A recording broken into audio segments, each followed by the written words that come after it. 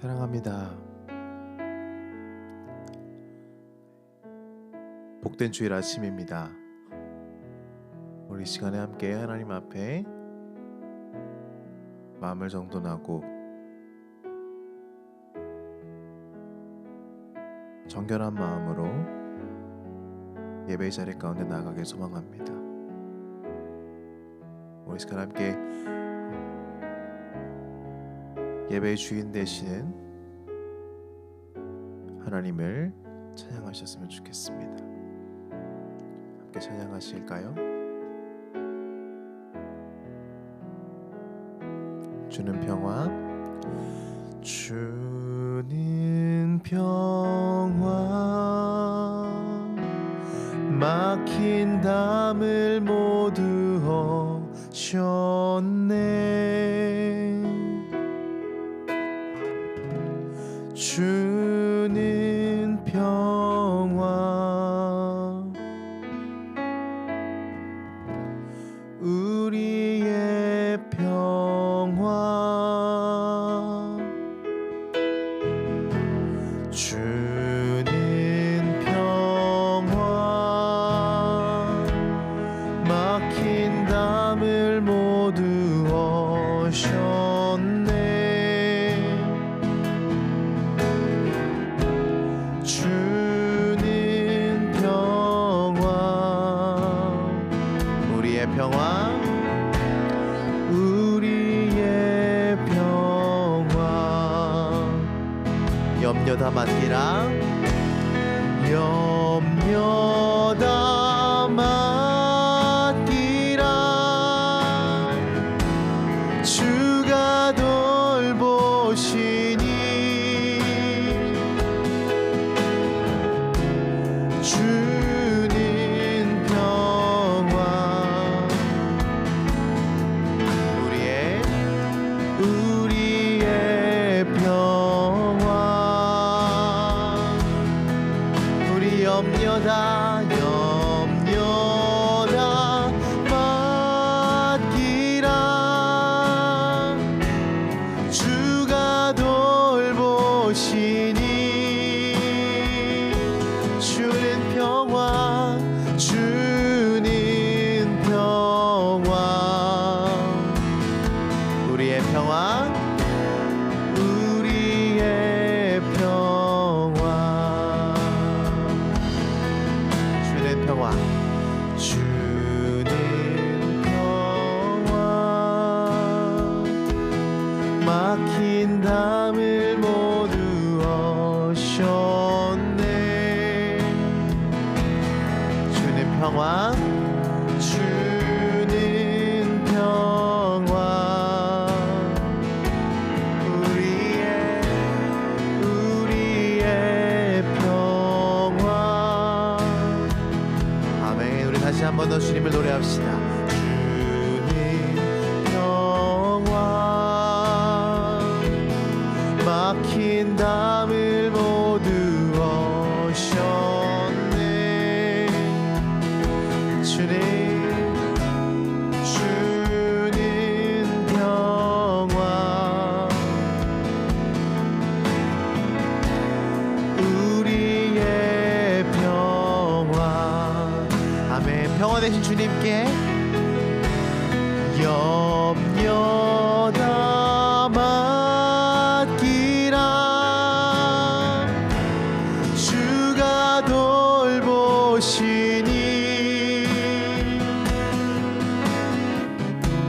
주는 평화, 우리의 평화, 우리의 평화, 염려 다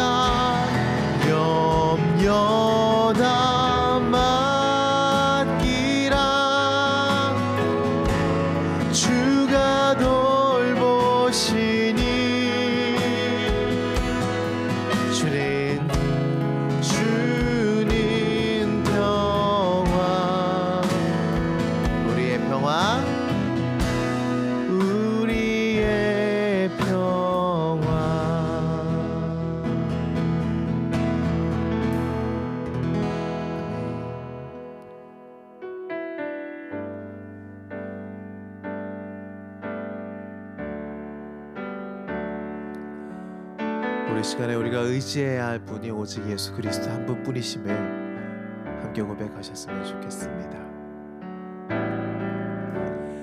은혜 아니면 살아갈 수가 없네.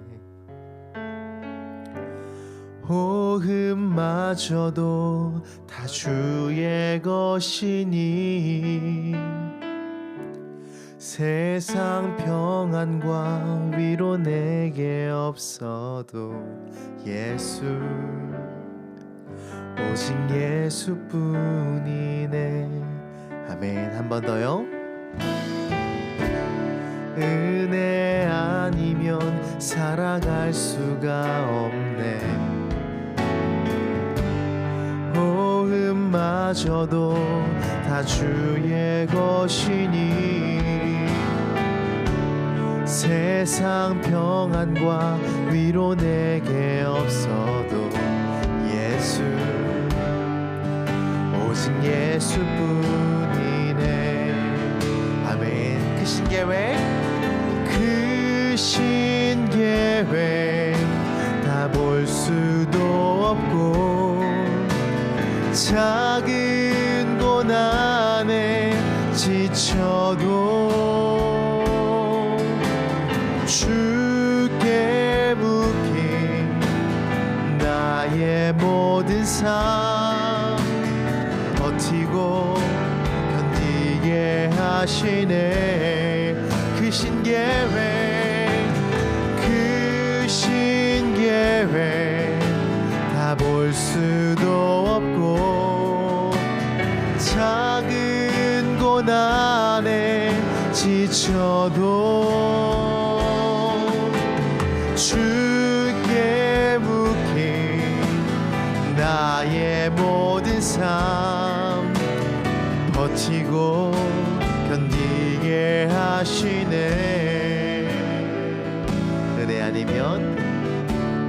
은혜 아니면 살아갈 수가 없네.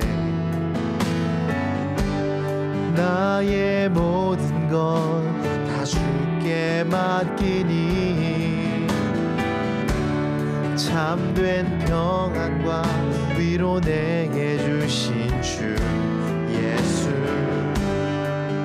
오직 예수뿐이네. 은혜 아니면 살아갈 수가 없네.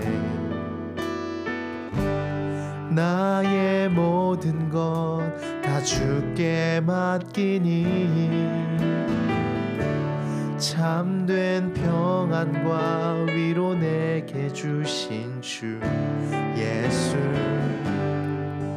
오직 예수뿐이네. 예수 오직 예수뿐이네. 예수 오직 예수뿐이네.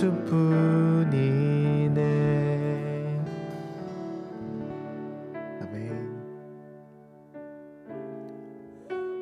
주님, 저의 모든 것이 주님의 은혜임을 고백합니다.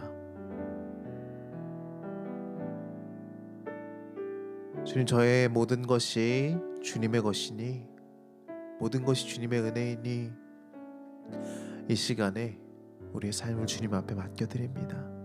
주님, 우리의 삶을 받아주십시오. 주님, 우리의 삶을 은혜로 이끌어 주십시오 라고 우리 시간에 하나님 앞에 우리의 삶을 맡겨드리며 함께 기도하셨으면 좋겠습니다. 우리 시간 함께 기도하실까요? 사랑해 주님 감사합니다. 하나님, 저희가 주님 앞에 저희의 삶을 맡겨드립니다. 예수님께서 십자가에 달리시던 그날에 해가 빛을 잃었다라고 성경이 기록합니다. 때가 제 6시쯤 되어 했을 때 여기서 6시라 하면은 우리나라 시간으로는 낮 12시다 생각을 하면 됩니다. 가장 해가 밝을 그 시간에 해가 빛을 잃습니다. 제9시라 하면 우리나라 시간으로 오후 3시다 생각을 하면 좋은데 제9시 때까지 온 땅에 어둠이 임하여 제9시까지 계속하며 예수님이 십자가에 달리시던 그 순간이 어떠했는지를 성경이 기록하고 있습니다. 이렇게 하늘이 빛을 잃었다라는 이 기록 속에 한 가지 눈에 들어오는 것이 있습니다. 그것은 뭐냐면 성소의 휘장이 한가운데가 찢어지더라 하는 이야기입니다. 이것은 뭐냐면 성소의 지성소와 성소를 막고 있던 그 막이 이제 열린 것을 의미합니다. 지성소는 이 성소와 지성소에 가리던 막으로 인해서 또 이렇게 막혀 있던 그곳에는 사람은 들어갈 수가 없었습니다. 사람 중에서 그 모든 사람을 대표해서 대제사장이 1년에 한 번씩만 그곳에 들어가던 그곳입니다. 이것은 하나님과 인간 사이에 어떤 막혀 있던 그리고 가려져 있던 것을 상징하는 것으로 우리가 볼 수가 있습니다. 그래서 하나님과 사람 사이에 단절되었던 그것을 그 길을 예수께서 열어주셨다라고 우리가 해석할 수 있습니다. 예수님께서는 말씀하셨습니다. 내가 곧 길이요 진리요 생명이니 나로 말미암지 않고는 아버지께로 올 자가 없느니라 말씀하셨습니다. 예수님이 이 땅에서 십자가에 달리시기 전까지는 하나님과 사람의 관계는 어떻게 보면 단절되어 있었다라고 우리가 이해할 수 있습니다. 아담과 하와가 선악과를 먹은 이후에 아담 스스로가 하나님을 피하여 숨습니다. 그리고 하나님이 하나님과 아담 사이에 그전에는 에덴 동산에서 죄를 범하기 전에는 하나님과 함께 지내던 아담과 하와가 이제는 에덴 동산에서 쫓겨나게 됩니다. 하나님이 천사들을 시켜 화염검을 두고 그 에덴 동산을 지키게 하였다라고 말하고 있습니다. 죄로 말미암아 하나님과 사람의 관계가 깨어진 겁니다. 하나님과 함께 에덴 동산에서 지내던 아담과 하와가 스스로도 피하여 숨었을 뿐만 아니라 이제 그 에덴 동산에서 함께 살 수 없게 된 겁니다. 하나님과 사람과의 관계만 끊어진 것이 아니라 사람과 자연의 관계도 깨어졌습니다. 하나님이 아담에게 그가 죄를 범한 후에 뭐라고 말씀하십니까? 이제는 내가 종일토록 수고하고 땀을 흘려야만 그 땅의 소산으로 먹을 것이다 이야기를 하십니다. 사람과 자연의 관계도 깨어졌고 더 나아가 사람과 사람의 관계도 깨어졌습니다. 본래 사람과 사람은 서로 사랑하며 서로 존귀히 여기며 살아야 되는데 이들이 죄를 범한 이후에 그 아들들 중에 가인이 아벨을 죽이는 사건이 바로 그 다음에 이어서 나오는 것을 봅니다. 하나님과 사람의 관계가 깨어지고 사람과 자연의 관계도 깨어지고 사람과 사람의 관계도 깨어진 이 모든 것이 다 죄의 영향입니다. 죄는 아무리 작은 것도 그것이 결코 작은 것이 아닙니다. 이 죄는 모든 것에 영향을 끼쳐서 모든 관계가 깨어지게 만드는 것이 죄의 영향력인 것을 봅니다. 구약시대에 하나님이 이스라엘 백성을 애굽에서 구원해 내시면서 이스라엘 백성에게 그 시내산까지 먼저 구원을 하셨어요. 구원을 하신 후에 이스라엘 백성에게 성막을 만들라 하고 번제를 드리도록 하십니다. 여러분, 하나님이 번제를 왜 만드셨을까요? 왜 이스라엘 백성에게 번제를 드리게 하셨을까요? 그것은 뭐냐면 사람은 본래 하나님 앞에 나갈 수가 없습니다. 죄 때문에 사람이 하나님 앞에 나갈 수가 없는데 번제를 통하여서 하나님 앞에 나갈 수 있는 길을 열어주신 겁니다. 여러분, 사람이 죄 때문에 하나님 앞에 나갈 수 없는데 번제를 통해서 이 동물을, 소와 양, 이 동물을 사람을 대신하여서 죽게 함으로 말미암아 사람이 하나님 앞에 나갈 수 있는 길을 열어주신 겁니다. 사람이 하나님 앞에 나갈 수 없는 존재라는 것은 무엇을 통해 알 수 있냐면 사람은 하나님 앞에 나가면 죽습니다. 왜 죽습니까? 죄 때문에 죽습니다. 성경에도 그 예가 나오죠. 법궤를 옮기던 그때에 그 사람이 이제 법궤가 블레셋 땅에 갔다가 돌아오던 그 순간에 그 법궤를 옮기려고 하는데 그거를 제사장이 메고 옮겨야 되는데 소애가 끌고 가게 하고 그 덜컹거려서 그거를 덜컹거리는 거를 이렇게 붙잡으려고 했다가 죽임을 당한 사건도 우리가 보게 됩니다. 여러분, 천사하면 어떤 이미지가 떠오릅니까? 천사. 날개 달고 흰 옷 입고 어떻게 보면 예쁘고 혹은 어떤 귀여운 천사의 이미지가 있지만 성경이 말하는 천사의 이미지는 그렇지 않습니다. 천사가 나타날 때마다 하는 첫 마디가 뭡니까? 두려워 말며 놀라지 말라. 왜 그러냐면 이사야도 처음에 하나님 사자를 만났을 때 화로다, 이제 나는 죽게 되었도다. 천사 앞에 나오면 천사는 영적인 존재이기 때문에 영적인 존재 앞에서 내 죄가 다 드러날 수밖에 없어요. 그러면 이 죄 때문에 내가 죽게 되었다라는 것을 본능적으로 직감하게 됩니다. 사람은 영적인 존재 천사 앞에 설 수조차 없는, 본래 하나님이 지으신 사람은 천사보다 더 귀한 존재입니다. 저와 여러분은 본래 하나님 앞에서 천사보다 더 귀한 존재인 줄 믿습니다. 근데 죄로 오염된 사람은 천사 앞에도 설 수 없는 존재가 돼요. 천사 앞에도 설 수 없는 존재. 왜냐하면 자신의 죄가 드러나고 이제 내가 죽게 되었다는 것을 본능적으로 느끼는 거예요. 사람의 죄는 치명적입니다. 결코 가볍지 않습니다. 그래서 로마서에서 얘기하죠. 죄의 삭은 사망이다. 죄로 말미암아 죽음이 이르렀고 사람이 스스로도 그 죄로 말미암아 하나님 앞에 나갈 수 없는 존재가 되었어요. 우리 모두는 하나님 앞에 절대 나올 수 없는 존재입니다. 그래서 하나님이 이스라엘 백성에게 하나님이 이스라엘 백성과 함께 하신다는 상징으로 성막을 만드시면서 그 성막 가운데 번제를 만들어 주시고 그 번제를 통하여서 너희가 본래는 내 앞에 나올 수 없는데 이 번제를 통해서 너희 죄를 대신해서 이 양이, 이 소가 죽음으로 너희가 내 앞에 나올 수 있게 된다라고 그것을 가르쳐 주기 위해 하나님이 번제 제도를 만드신 겁니다. 근데 사람들이 제사를 많이 드리다가 오해를 해요. 하나님이 양을 좋아하시는 걸로 하나님이 소를 좋아하시는 걸로. 그래서 나중에 예언서에 예수님이 하나님이 한 번 더 이야기하십니다. 내가 양 때문에 그런 줄 아느냐? 소 때문에 그런 줄 아느냐? 나는 너희들이 너희 죄가 얼마나 큰지를 알고 내 앞에 그 동물들을 죽임으로써 내 앞에 나올 수 있다는 걸 너희가 알기를 원하였다. 내가 제사를 원하는 것이 아니라 너희의 순종을 원하였다. 하나님이 이야기를 하십니다. 사람은 죄로 말미암아 하나님 앞에 설 수 없는 존재가 되었습니다.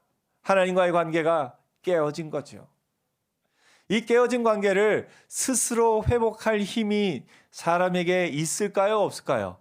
없습니다. 사람에게는 스스로 그것을 회복할 힘이 없습니다. 그래서 하나님이 먼저 우리를 찾아오셨습니다. 그것이 예수님이 이 땅에 오신 거죠. 예수님이 이 땅에 오셔서 우리를 대신하여 십자가에 달려 죽으심으로 말미암아 그 전에 동물들을 제사를 드림으로 말미암아 그 동물이 내 죄를 대신해서 죽음으로 말미암아 하나님 앞에 나갈 수 있었듯이 예수님이 모든 사람의 죄를 대신하여 십자가에 달려 죽으심으로 말미암아 우리가 하나님 앞에 나아갈 길이 열린 겁니다. 그래서 우리가 오늘 이 시간 하나님 앞에 나올 수 있었던 것 예수 그리스도의 보혈의 은혜인 줄 믿습니다. 예수님이 아니었으면 우리는 이 자리에 설 수도 없고 이 자리에 하나님 앞에 나올 수조차 없는 존재들입니다. 그 예수님이 우리의 죄를 대신해서 십자가에 달려 죽으심으로 말미암아 우리가 하나님 앞에 나올 길이 열렸습니다. 여러분, 우리가 우리 죄를 회개한다 이야기를 하는데요. 사실 하나님이 불러주신 사람이 아니면 회개조차도 사실은 못합니다. 왜냐하면 우리가 내가 회개할 능력이 있어서 하나님이 우리를 구원하신 것이 아니라 하나님이 우리를 구원하셨기 때문에 내가 회개할 능력이 생긴 거예요. 사람은 어떻게 보면 죽은 자는 고통이 없습니다. 사람이 영적으로 죽어 있을 때는 내 죄가, 내 영이 아픈 것도 몰라요. 근데 예수 안에서 살았기 때문에, 예수 안에서 내 안에 새 생명이 생겼기 때문에 내가 회개할 수 있는 거예요. 우리가 하나님의 자녀가 된 것은 가장 먼저 구원의 단계를, 이제 신학자들이 뭐 구원의 이 9단계 이렇게 이야기를 합니다. 그 신학자들이 얘기하는 것 가운데 가장 첫 번째가 뭐냐면 소명이라 이야기합니다. 소명은 부르심. 부르심에는 물론 외적인 소명이 있고 내적인 소명이 있는데, 외적인 소명은 뭐냐면 하나님이 여러분을 부르시는데, 여러분 부모님을 통해서, 주변에 또 복음 전하는 사람들을 통해서, 수많은 사람들을 통해서 여러분에게 하나님 앞에 나오라 하고 부르시는 것이 외적인 부르심이에요. 그리고 내적인 부르심은 뭐냐면 그 음성을 듣고, 혹은 이런저런 어떤 음성을 듣고 내가 하나님 앞에 나가야 되겠다, 하나님이 나를 원하시는구나 하고 속에서 깨닫는 것, 이것이 내적인 부르심이에요. 그래서 외적인 부르심과 내적인 부르심이 있어야 하나님 앞에 나오는데, 이 하나님의 부르심은 신학자들이 그 앞에 한 단어를 붙여요. 뭐라고 하냐면 유효한 부르심이다, 이렇게 이야기를 합니다. 왜 그러냐면 사람이 부르는 건 효과가 있을 수도 있고 없을 수도 있어요. 여러분이 이제 예를 들면 앞에 아들이 가고 있어요. 걸어가고 있는데 아들한테 할 말이 있어 아들아 하고 부르는데 아들이 들을 수도 있고 못 들을 수도 있어요. 때로 사춘기의 아들들은 듣고도 모른지 알 수도 있어요. 저희 아이들이 아주 어렸을 때는 왜 길 가다가 친구 가다가 엄마 아빠 보면 엄마하고 아빠하고 와서 안기잖아요. 조금 크고 나서 어떻게 인사하는지 아세요? 지나가는데 이렇게 인사하고 지나가요. 그럴 때 부르면 달려올까요? 조금 이제 나중에 온다고 할 수도 있어요. 사춘기 때는 그래요. 사람이 부르는 거는 효과가 있을 수도 있고 없을 수도 있어요. 근데 하나님의 부르심은 확실한 효과가 있습니다. 그게 뭐냐면 여러분은 하나님이 부르셨기 때문에 이 자리에 와 계신 줄 믿습니다. 하나님이 부르시지 않으면 아무도 올 수가 없고요. 하나님이 부르셨는데 안 오는 경우는 없습니다. 그래서 유효한 부르심이다라고 학자들이 이야기를 합니다. 하나님이 불러주셨기 때문에 우리가 하나님 앞에 나올 수 있었고, 하나님이 불러주셨기 때문에 우리가 회개할 수 있었고, 하나님이 불러주셨기 때문에 우리가 예수를 믿을 수가 있게 된 겁니다. 내가 먼저 회개를 하고 내가 먼저 예수를 믿고, 아니요. 하나님의 부르심이 없으면 그 어느 누구도 하나님 앞에 나올 수가 없습니다. 그러므로 여러분, 하나님이 저와 여러분을 불러주신 것으로 말미암아 그것이 얼마나 큰 은혜인지를 알고 감사하며 사는 은혜 있기를 축복합니다. 그래서 우리가 본래 우리의 모습으로는 하나님 앞에 나올 수가 없고, 나오자마자 죽을 수밖에 없고, 본래 우리의 본성으로는 하나님 앞에 설 수조차 없는 죄인이지만, 우리가 오늘 담대하게 여전히 죄가 있음에도 불구하고, 여전히 연약함이 있음에도 불구하고 하나님 앞에 나오게 된 줄 믿습니다. 그 구원을 얻은 자이기 때문에 우리의 마음에 회개가 있는 거지요. 내 마음에 내가 죄인입니다. 여러분, 색이요, 사람 눈이 이제 어떤 걸 흰색으로 하느냐, 이게 사람 눈은 비교적 정확하게 잡는 것 같지만 그것도 대단한 신비예요. 이 카메라를 제가 다뤄보면요, 카메라가 정확하게 흰색을 잡아내기가 참 어려울 때가 많아요. 그래서 이 그레이스케일이라는 게 있거든요. 회색의 어떤 거를 이 영상 찍을 때 특히 앞에다가 그 그레이스케일 판을 놓고 이 카메라로 이게 무슨 색인지를 이렇게 하게 하고 나서 그 화이트 밸런스를 잡습니다. 그러니까 흰색을 잡아내는 능력이 카메라가 아직 사람보다는 좀 약한 것 같아요.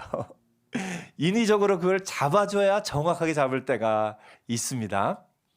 근데 이게 뭐냐면 흰색에 아주 진짜 흰색에 가까이 갈수록 그게 희지 않다는 걸 우리가 알듯이, 우리가 하나님의 은혜 안에 들어가면 들어갈수록 내가 얼마나 큰 죄인인지를 더 깊이 깨닫는 겁니다.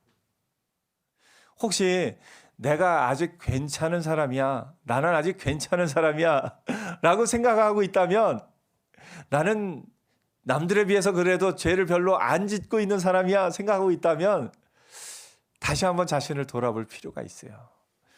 은혜 안에 가장 가까이 갔던 바울이 뭐라고 고백합니까? 나는 죄인 중에 괴수라.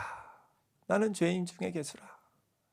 하나님의 그 흰색에 가까워 갈수록, 정말 깨끗한 곳에 가까워 갈수록 내가 얼마나 더러운지를 알고 그 더러운 나를 받아주시는 하나님의 은혜를 더 깊이 체험하는 것처럼, 우리가 은혜 안에 하나님의 은혜를 더 깊이 알면 알수록 주여 나는 죄인입니다 하고 회개할 수밖에 없는 거예요. 그래서 하나님의 은혜를 더 깊이 경험할수록 우리가 더 깊은 회개 가운데 나아가게 되는 것을 보게 됩니다. 회개할 수 있는 것도 큰 능력이네요. 그러고 보니까. 그래서 여러분이 회개를 하면서 회개할 수 있게 하심에도 감사하고, 또 회개한 것을 하나님이 들으시고 우리를 깨끗하게 하심도 또 감사하고, 참 감사할 제목밖에 없는 것을 보게 됩니다. 오늘 하나님이 우리에게 길을 열어주셔서 하나님 앞에 나올 수 있게 된 줄 믿습니다. 예수 그리스도의 보혈의 능력의 가장 큰 능력은 뭐냐면, 이처럼 하나님과 우리의 관계가 깨어졌던, 막혀있던 그것을 예수께서 열어주시고 그 휘장을 열어주셔서 우리가 지성소 앞에 담대히 나갈 수 있게 된 줄 믿습니다. 하나님 앞에 나가는 것은요, 예수께서 열어주신 이 길은 예전에는 대제사장만 들어갔지 않습니까? 근데 지금은 우리 모두가 갈 수 있습니다. 그래서 여러분 혹시 가끔 내 기도보다 목사님 기도가 더 능력 있을 거야 생각을 하실 텐데, 솔직히 말하면 똑같습니다. 하나님이 여러분 한 사람 한 사람을 사랑하시고 여러분 한 사람 한 사람의 기도를 동일하게 들어주시는 은혜가 있는 줄 믿습니다.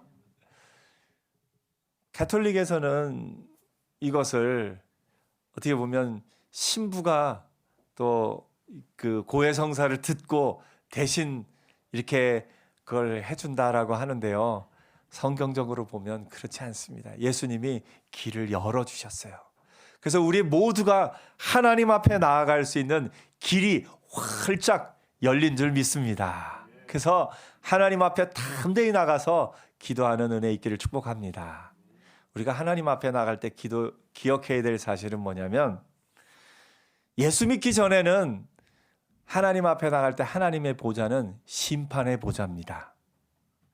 그렇기 때문에 하나님 앞에 나갈 수가 없는 것이, 나가자마자 심판받으면 우리는 어떻게 돼요? 내가 지은 죄 때문에 죽을 수밖에 없습니다. 예수 믿고 나서 우리가 나가는 보좌는 심판의 보좌가 아니라 은혜의 보좌입니다. 그러므로 히브리서에서 우리가 은혜의 보좌 앞에 담대히 나갈 것이니라 말씀하고 있습니다. 심판의 보좌 앞에 나갈 때, 심판의 보좌 앞에 나가서 내 죄를 딱 보면 이 죄 때문에 내가 죽습니다.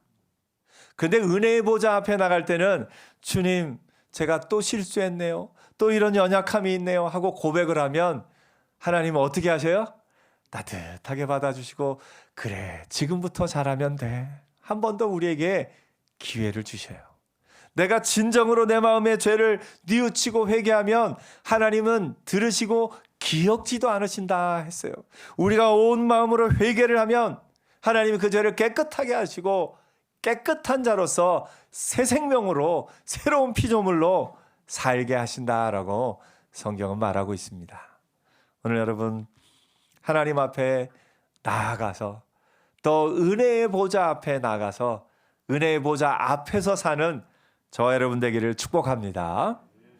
예수님의 십자가 죽으심으로 말미암아 하나님과 우리의 관계가 회복되었고 더 나아가서 사람과 사람의 관계도 회복되기 시작합니다.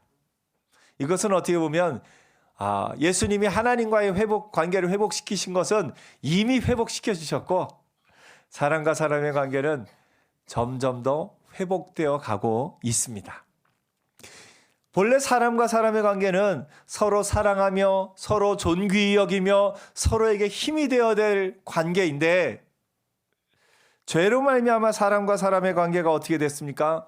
가인이 아벨을 죽였듯이 또 성경의 많은 역사가 또 오늘날의 많은 역사가 알려주듯이 사람이 사람을 미워하고 사람이 사람을 공격하고 사람이 사람을 힘 빠지게 하고 사람과 사람 사이가 원수가 되는 것이 기본이 되었습니다.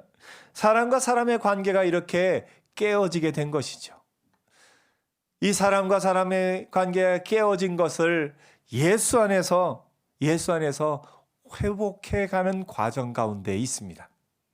그래서 바라기는 여러분이 성령 충만함을 입어서 여러분과 여러분 주변 사람의 관계도 회복되는 은혜가 있기를 축복합니다. 에베소서 2장에는 이렇게 얘기합니다. 그는 우리의 화평이신지라 둘로 하나를 만드사 원수된 것 곧 중간에 막힌 담을 자기 육체로 허시고. 여기서 막힌 담은 여러 가지 의미가 있지만 또 바울이 이곳에서는 이방인과 유대인 사이에 막힌 담 이야기도 하고 또 사람과 사람 사이에 있던 그런 담을 이렇게 헐었다라고 이야기하기도 합니다. 십자가로 이 둘을 한 몸으로 하나님과 화목하게 하려 하심이라. 하나님과도 화목하게 하시고 이 둘을 하나 되게 했다라고 성경이 말하고 있습니다. 십자가의 능력은 화목하게 하는 능력입니다. 그래서 예수 믿은 저와 여러분의 사명이 있어요. 우리에게 주신 사명은 뭐냐면 우리를 화평하게 하는 자로 부르셨습니다. 그래서 여러분 나는 화평하게 하는 사람입니다. 옆에 한번 얘기해 주세요. 저는 화평하게 하는 사람입니다. 아멘.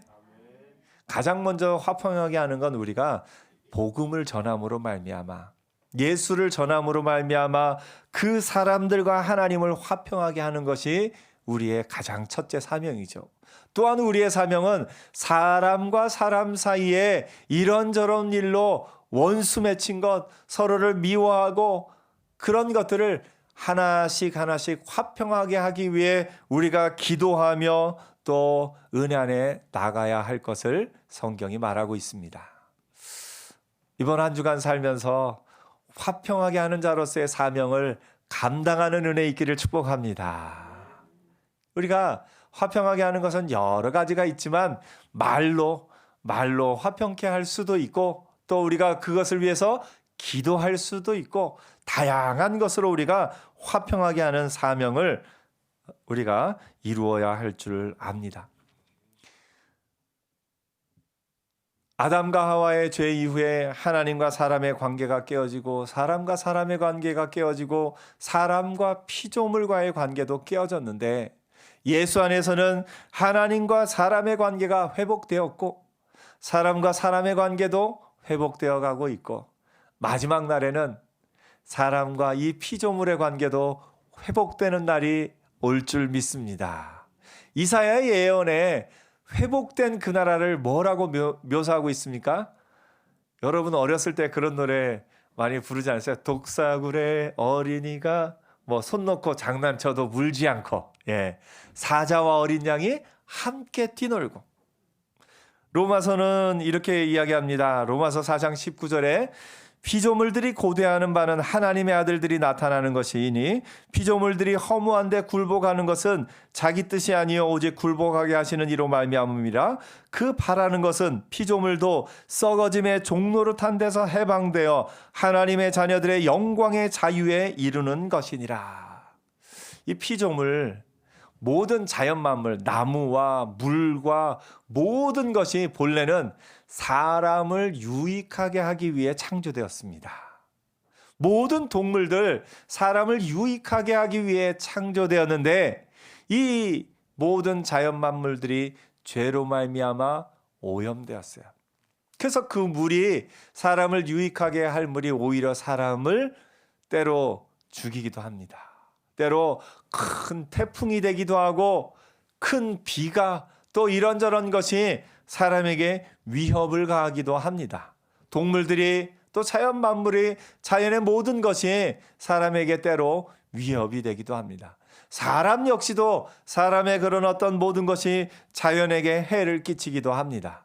마지막 날에 주께서 이 모든 것을 회복시키는 날에는 자연과 모든 피조물도 그 썩어짐의 종로로 탄 데서 해방되어 진정한 자유에 이르게 될 그날이 오게 될 겁니다. 사람과 피조물의 관계도 마지막 날 회복될 것을 꿈꾸고 있습니다. 여러분 한번 상상해 보십시오. 여러분이 마지막 날에 하나님 앞에 가게 될 그날에 옆에 있는 나무들이 막 여러분을 향해서 박수치는 상상. 여러분이 하나님의 은혜 안에서 하나님 앞에 나갈 때 물들이 막 찬양 소리를 내요. 물들이 찬양 소리를 내요. 새들이 노래하고요. 수많은 자연 만물들이 이 코끼리가 땅을 구르면서 박자를 맞추고 그러면서 하나님의 자녀들이 하나님 나라에 입성하는 그날을 온 자연 만물이 함께 기뻐하는 그날이 오게 될 겁니다. 그래서 예수 그리스도의 그 십자가에 달려 죽으심은 모든 깨어진 관계를 회복시키시고 모든 깨어진 관계를 온전하게 하는 능력이 그 예수 그리스도의 십자가의 능력인 것을 우리가 보게 됩니다. 오늘 예수의 십자가의 능력으로 말미암아 하나님과의 깨어진 관계도 회복되고 사람과 사람의 깨어진 관계도 회복되어 가고 있고 마지막 날에 사람과 모든 피조물의 관계도 온전하게 회복되는 날이 올 겁니다. 그래서 우리는 그날까지 그 예수 그리스도의 보혈의 공로를 입은 자로서, 그 은혜를 입은 자로서, 화평케 하는 자로서 살아가는 저와 여러분 되기를 축복합니다. 이번 한 주간 어떤 주간이요? 화평케 하는 주간. 그래서 여러분이 하나님 앞에 또 회개하면서 나가고 나의 죄를 회개하면서 나가고 사람과 사람의 관계도 화평케 하는 것을 위해서 또 기도하면서 나가고 또 우리가 믿음의 은혜 안에서 이 자연 만물도 화평케 될 그날을 소망하면서 화평케 하는 자로 사는 복된 한 주간 되기를 축복합니다. 기도하겠습니다.